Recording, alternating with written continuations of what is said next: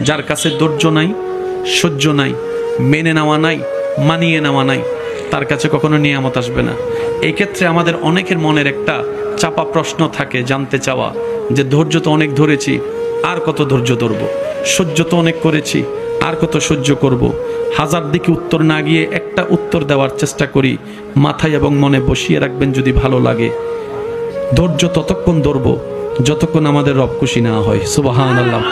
যতক্ষণ রব খুশি না হবে ততক্ষণ ধৈর্য, ততদিন ধৈর্য, তত মাস ধৈর্য, তত বছর ধৈর্য। কারণ আল্লাহ তাআলা জানেন কখন নিয়ামত দিলে আমাদের জন্য ভালো হবে, এটা আল্লাহই ভালো জানে। ওই হুকুম আসা পর্যন্ত অপেক্ষা করতে হবে, এটার নামে ধৈর্য। কোনো হা হুতাশ করা যাবে, আফসোস করা যাবে? আল্লাহ দিল আলহামদুলিল্লাহ, না দিল আলহামদুলিল্লাহ। সুখ আপনাকে খুঁজতে হবে না, দেখবেন সুখ আপনার ঘরে নিজে থেকে চলে আসবে। বলেন সুবহান।